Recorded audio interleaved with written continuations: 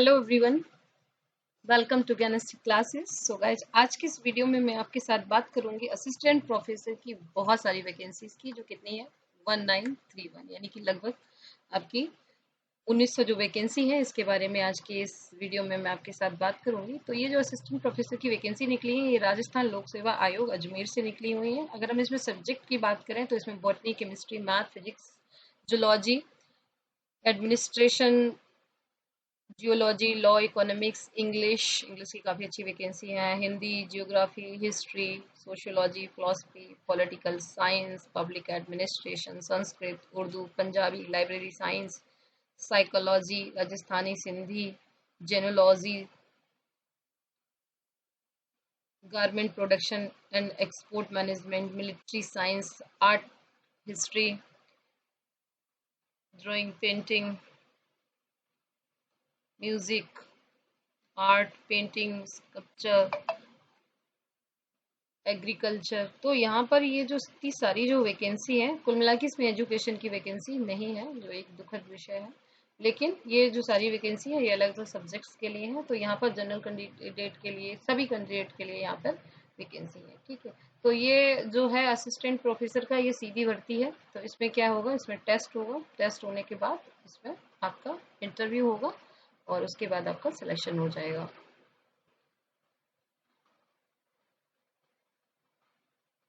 इसमें अगर बात करें कि क्या यहाँ पे एलिजिबिलिटी होनी चाहिए, तो इसके लिए मास्टर डिग्री सबसे पहले 55% के साथ होनी चाहिए। इसके अलावा दूसरा डिग्री है कि यूजीसी या सीएसआईआर के द्वारा आपका जो नेट क्वालिफाइड होना चाहिए, नेट नहीं है तो सेट क्वालिफाइड करना चाहिए। या who have been awarded PhD degree in accordance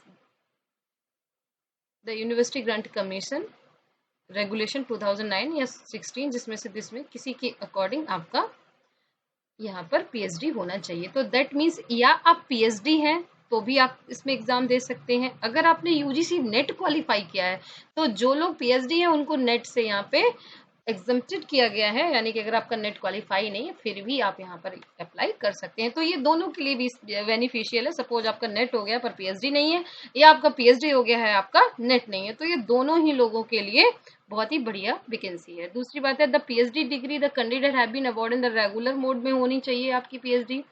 यहाँ पे जो थीसिस हैं वो 2 एक्सटर्नल एग्जामिनर के द्वारा आपकी यहाँ पर एवेल्युएट होनी चाहिए। तो जो भी यहाँ पे पीएचडी की जो नॉर्मल कंडीशन होती है वही इसमें दी हुई है।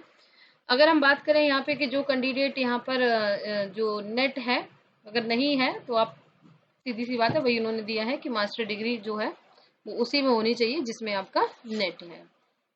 तो ये सारी तो हो गई अब एलिजिबिलिटी की बात।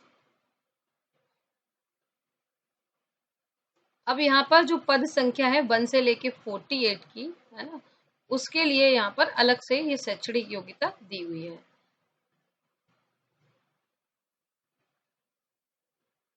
और यहाँ पर जो सैलरी है, जो आपका ग्रेड होगा वो 15,600 से 39,100 का ग्रेड होगा, जो आपका बहुत ही बड़ा जाके ग्रेड पे बनता है।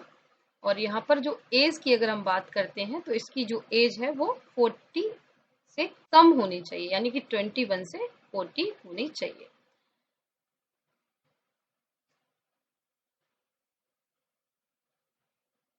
अब इसमें आयु सीमा में कुछ लोगों को यहाँ पर छूट दी हुई है, तो वो आप इस नोटिफिकेशन को डिटेल से पढ़ लेंगे। यानी कि कुल मिला के अगर जैसे आप 45 ईयर्स है ना, यानी कि जो कुल मिला के 5 ईयर का रिलैक्सेशन है, तो यहाँ पर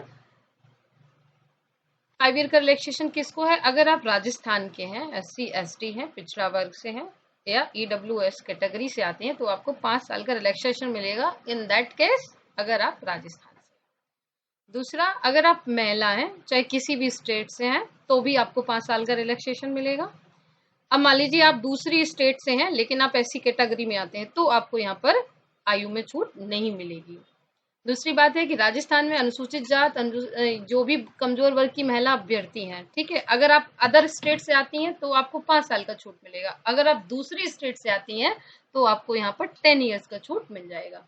ठीक है, अपनी ही स्टेट यानी कि जो लोग राजस्थान के हैं उनको 10 साल का छूट है महिलाओं को, और जो दूसरी स्टेट की हैं उनको 5 साल का छूट है। तो ये यहाँ पर क्या है एक बेनिफिट है जो राजस्थान के लोग हैं उनके लिए।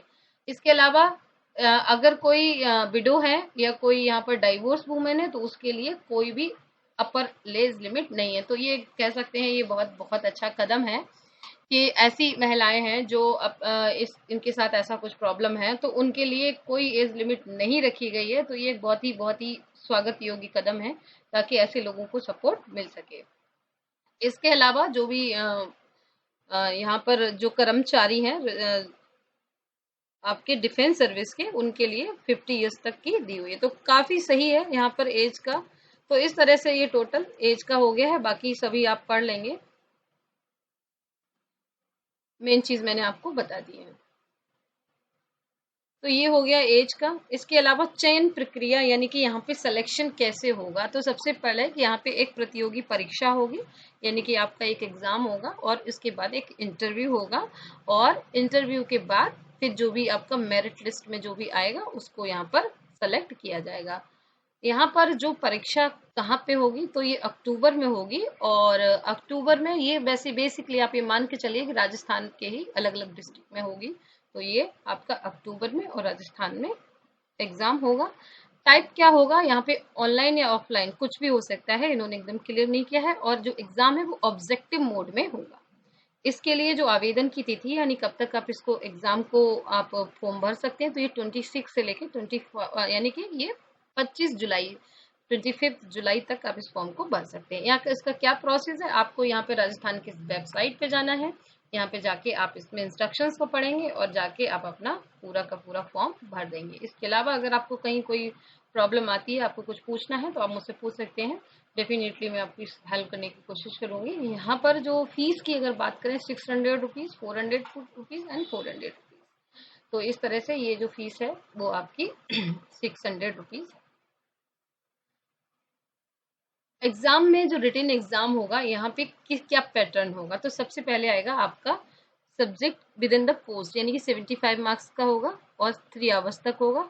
और जो भी आपका सब्जेक्ट है यानी कि यहाँ पे सब्जेक्ट का पेपर होगा और आपका जनरल स्टडी का पेपर होगा। तो ये कुल मिला के जनरल स्टडी ऑफ राजस्थान। तो अभी से आपको क्या करना है, सबसे पहली बात, जो लोग आउट ऑफ अदर स्टेट के वो लोग राजस्थान के बारे में अभी से पढ़ना शुरू कर दीजिएगा, क्योंकि ये जो जनरल स्टडी के 50 क्वेश्चंस आएंगे ये उन लोगों के लिए बहुत परेशान करेंगे जो राजस्थान से नहीं है।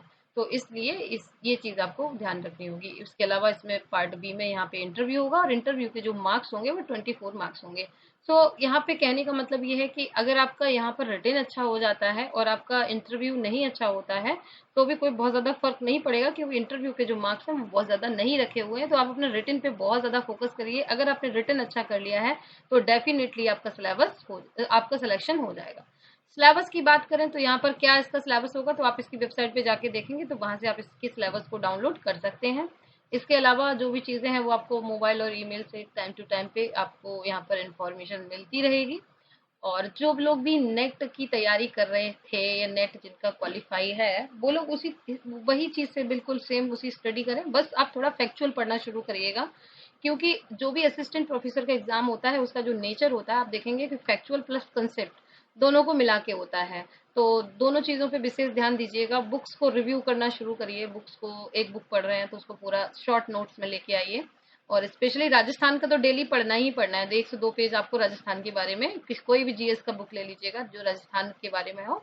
पीसीएस की जो बुक्स आती है बेसिकली, जैसे यूपी पीसीएस की आती है तो यूपी के बारे में होती है, झारखंड की झारखंड के बारे में होती है। तो इसी तरह से आपको यूपी की जगह राजस्थान पीसीएस की बुक्स को पढ़ना होगा। जो एक जनरल घटना चक्र की किताब आती है आप वो ले सकते हैं, काफी अच्छे हैं। तो इस तरीके से यहाँ पर आप अपना फॉर्म भर सकते हैं। और अगर मेरा आपको एक सजेशन है कि अगर मान लीजिए आपका इसमें से किसी भी सब्जेक्ट में नेट या पीएचडी है तो डेफिनेटली आपके लिए एक बहुत ही गोल्डन अपॉर्चुनिटी है। जो भी यहाँ पे इतने सारे सब्जेक्ट दिए हुए हैं तो आप इसको भरिएगा। एक बहुत ही अच्छी जॉब है। असिस्टेंट प्रोफेसर की जॉब सबसे अच्छी जॉब मानी जाती है, सबसे पैसे में सबसे बड़ा ग्रेड माना जाता है और टीचिंग की लाइन में भी सबसे हाईएस्ट जॉब है। तो आपका इसमें से किसी भी तरीके का कोई है, आपसे किसी भी स्टेट से बिलोंग करते हैं, राजस्थान से हैं, राजस्थान से बाहर से, आप इस फॉर्म को भर सकते हैं। इसके अलावा अगर आपको कोई भी इंफॉर्मेशन चाहिए तो मैं लाइव आके आपको और सारी चीजें बता दूंगी। And thank you so much and wish you all the best.